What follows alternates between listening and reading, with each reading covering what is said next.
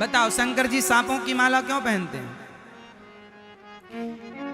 इसके पीछे एक मैसेज है, एक शिक्षा है, एक छिपा हुआ ज्ञान है। उस ज्ञान तक आप लोग पहुंचते ही नहीं हैं और आप उस ज्ञान से सारी जिंदगी वंचित रहते हैं। आज ये दास अनिरुद्ध आपको बताएगा कि भगवान शंकर सांपों की माला क्यों। सांप को कहते हैं काल, कालव्याल मुखग्रास त्रास निर्णास हेतवे। सर्प को क्या कहते हैं? जोर से, जहां मिल जाए आदमी डर जाता है, काल आ गया। सर्प है काल, और शंकर जी ने गले में काल को लटकाया है, इसलिए शंकर जी का नाम है कालों के काल, महाकाल। अब गले में सांप क्यों लटकाए? शंकर जी कहते हैं कि सारी दुनिया, सारा संसार काल से डरता है। सारा संसार काल से डरता है, लेकिन शंकर जी कहते हैं मेरे दिल में कौन है? सदा वसंतम हृदयारविंदे भवम भवानी। जिनके हृदय में सीताराम बसते हों। मानो शंकर जी कहते हैं कि जिसने अपने हृदय में सीताराम को बिठा लिया, वो अपने काल को भी गले में लटका करके घूमने की ताकत रखेगा। काल से डरने की जरूरत नहीं। काल से वो लोग डरते हैं जिनके हृदय में सीताराम नहीं होते। जब सीताराम हृदय में होंगे तो काल भी आपका कुछ बिगाड़ ना सकेगा। वो आपके सिंगार बनकर आपकी और शोभा बढ़ाएगा। जैसे शिव के गले में काल शिव की शोभा बढ़ा रहे हैं। अच्छा, शंकर जी ने गले में सर्पों की माला इसलिए भी पहन रखी है क्योंकि हमारी माताएं सोने की माला पहनती हैं। सोने का हार, सोने का, आप लोग भी सोने की चैन। जब बंटवारा होता है आखिरी में भाई भाई का, तो लड़ाई हो जाती, ये वाली चैन हम लेंगे, ये वाली चैन हम, ये हार हम लेंगे, ये हार हम। बहुएं झगड़ पड़ती हैं, ये हार हमारा, ये हार।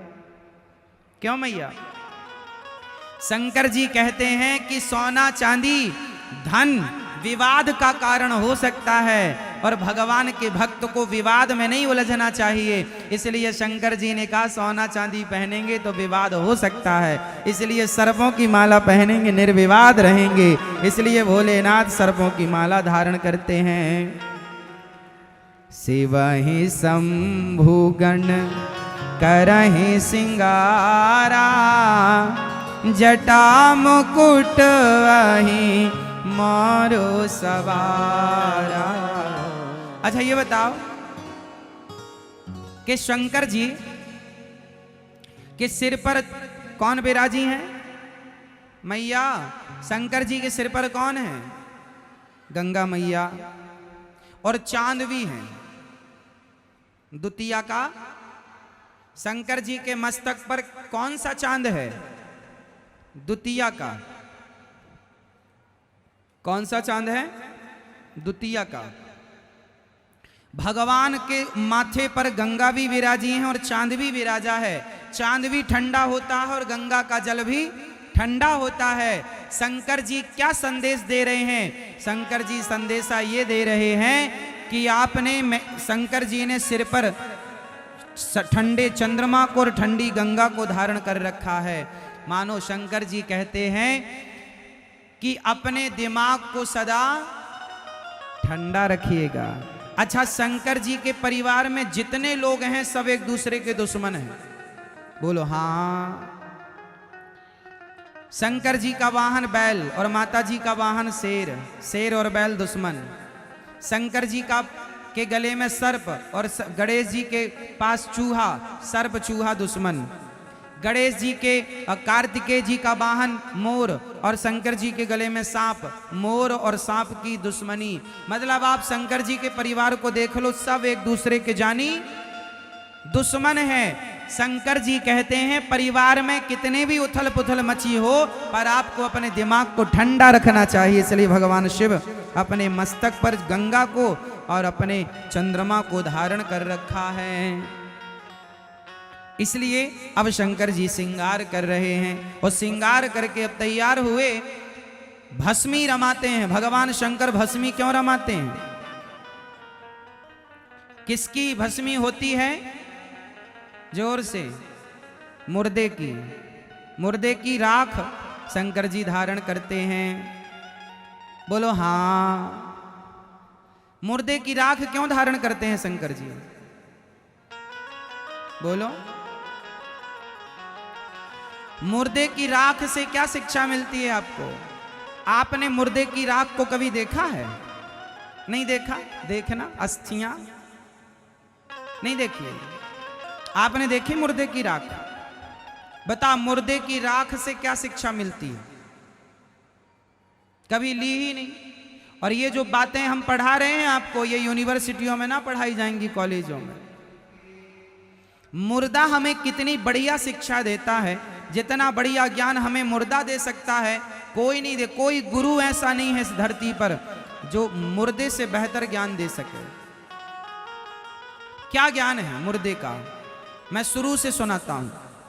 जब आदमी मरता है तो अपने यहां परंपरा है, मुर्दे को जब ले जाया जाता है तो मुर्दे के ऊपर मुरमुरा, बतासा या मखाना फेंका जाता है। बोलो हाँ। अच्छा, मुर्दे को अर्थी में बांध कर ले जाया जाता है। हाँ, कर लो बात पहले, फिर सुनाएंगे। सुनो सुनो। जब आदमी मर जाता है ना, तो अर्थी पर उसे क्या करते हैं? बांधते हैं कस के। थोड़ा बहुत जिंदा हो तो निकल ही जाए प्राण। क्यों बांधते हैं? बांधते हैं क्यों?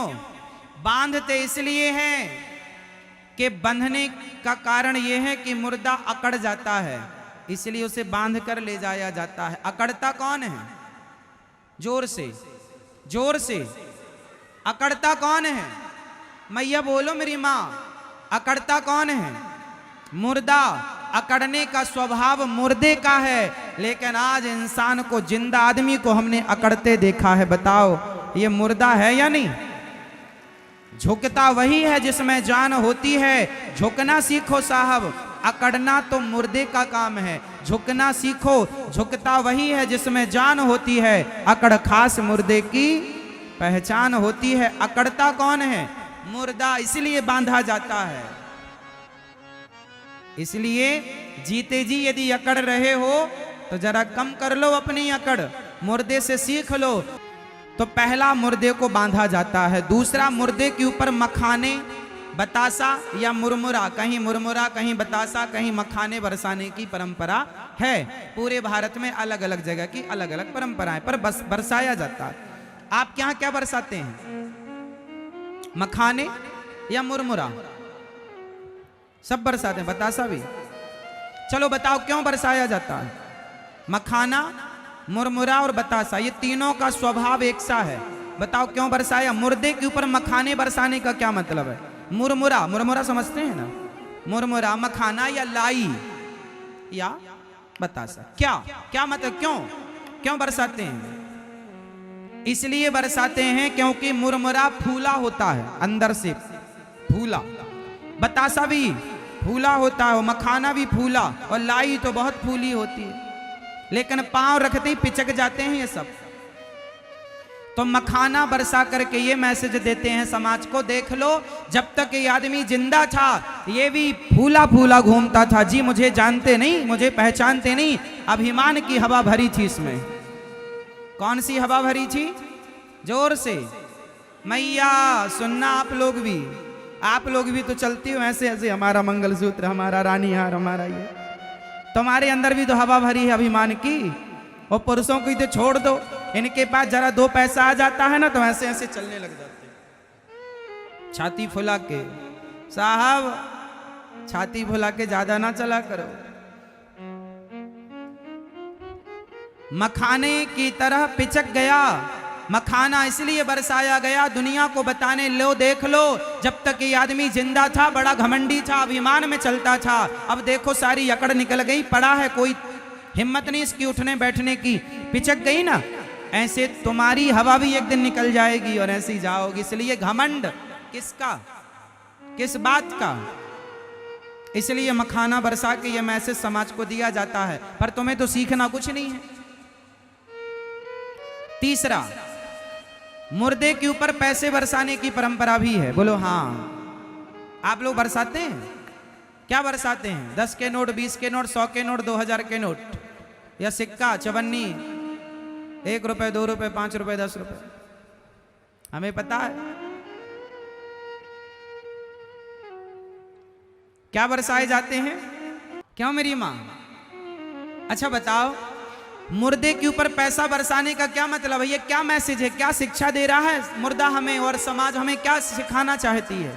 क्या तात्पर्य है? ये तात्पर्य है कि सुन लो दुनिया वालों, जब तक ये आदमी जिंदा था पैसा पैसा पैसा पैसा करता था, पैसों के लिए रिश्ते बिगाड़ता था, पैसों के लिए भाई भाई से लड़ता था, पैसों के लिए पति पत्नी लड़ जाते थे, पैसों के लिए बाप बेटे लड़ जाते थे। और आज इसके छाती पर पैसे पड़े हैं, तेरी हिम्मत है तो उठाकर दिखा। पैसे के लिए मरने वाला मर गया तू, और आज तेरी छाती पर पैसे पड़े हैं। इसलिए पैसा पैसा ना करो साहब, इंसानियत पैसे से बड़ी होती है, रिश्ते पैसों से बड़े होते हैं। इसलिए पैसे को जो इतना महत्व दुनिया के लोग देते हैं, इसलिए मुर्दे पर पैसा बरसाकर समाज को शिक्षा दी जाती है कि ज्यादा हाय पैसा ना किया करो, क्योंकि ये मरने वाला सब छोड़ कर गया है। जब तक जिंदा था ये भी पैसा पैसा मेरा मेरा मेरा मेरा करता था, मर गया तो एक चवन्नी लेकर नहीं गया। क्यों जी, आप लोग लेकर जाएंगे? हाँ। और अब अंतिम बात, मुर्दे से क्या सीख सकते हैं? अंतिम शिक्षा, बहुत कुछ और सिखा सकते हैं हम आपको मुर्दे से। हाँ, एक दिन आप भी मुर्दा होंगे, एक दिन हम भी मुर्दा होंगे। ये संसार, ये समय, ये प्रकृति किसी को छोड़ती नहीं है। यदि आप आज जवान हैं तो कल बुढ़े होंगे, और आज बुढ़े हैं तो कल सैया आपको भी तैयार मिलेगी मृत्यु की। इसलिए अकड़ अकड़ किस बात की प्यारे। हाँ नहीं। अब शंकर जी लपेटते हैं राख, शंकर जी भस्मी का पाउडर लगाते हैं ना, भस्मी लपेटते हैं। इसका तात्पर्य हुआ कि आप जितने लोग यहां बैठे हैं, हम सब जब मुर्दा जलता है तो जलने के बाद क्या बचती है? जोर से। अच्छा बताओ, एक दिन आप में से ऐसे कितने लोग हैं जिनकी एक दिन राख हो जाएगी, जिनका शरीर एक दिन राख हो जाएगा? आप में से ऐसे कितने लोग हैं जो एक दिन जलकर राख हो जाएंगे? अच्छा, सब? हमें लगा कोई तो बचा होगा, सबने हाथ उठाया। आप राख हो जाओगी मेरी माँ, एक दिन राख बन जाओगी। मुट्ठी भर राख, 50 रुपए के घड़े में तुम्हारी पूरी राख आ जाएगी। कितने रुपए का घड़ा होगा? आज तुम बड़ी बड़ी गाड़ियों में चलते हो, बड़े बड़े बिस्तरों में, बड़े बड़े बेडों में, बड़े बड़े गद्दों, महंगे गद्दों में सोते हो, बड़ी लग्जरी गाड़ियों में चलते हो, बड़े आलीशान महल में, बंगलों में रहते हो। लेकिन सच्चाई ये है कि इन सब से निकलकर एक दिन तुम्हें 50 रुपए के घड़े में समाना है। अंतिम यात्रा तुम्हारी गाड़ी पर नहीं, कंधों से होती जाएगी गुजरते हुए। एक 50 रुपए के घड़े में जाकर तुम समा जाओगे। लोग कहेंगे फलाने की अस्थियां जा रही हैं, फूल जा रहे हैं। आज का इंसान कल की अस्थियां हैं। अब बताओ घमंड किसका करें हम? बताओ, जमीन का करें, जायदाद का करें, परिवार का करें, पैसे का करें? क्या बन जाओगे आप लोग? एक दिन मुट्ठी भर जोर से राख बन जाओगे। कितने रुपए के घड़े में आ जाओगे? अभी तो 50 रुपए का है, हमारे तुम्हारे मरते दम तक पता नहीं कितने का होता है। हमने तो रेट पूछ के रखा है साहब। हम तो कहते हैं अपने घर में एक टांग लो सामने, आते जाते देखा करो ताकि तुम्हारा घमंड ना बढ़े। याद रहे कि एक दिन इस घड़े में समाना है। अकड़ किस बात की रखें? इंसानियत का परिचय दो, अभिमान का नहीं। अकड़ रावण की चली हो तो बता दो, जिसकी लंका सोने की थी तो तुम्हारे घर तो माटी के हैं। मैया आपका घर किसका है? सोने का है, माटी का है। फिर सोने के घर वाले का घमंड ना टिका तो माटी के घर वालों का घमंड कितना चलेगा?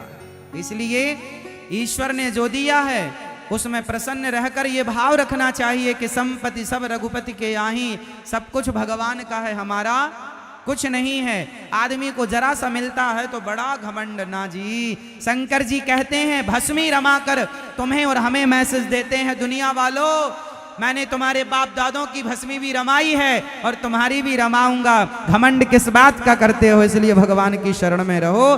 भगवान शंकर का भस्मी रमाने के पीछे ये मैसेज है।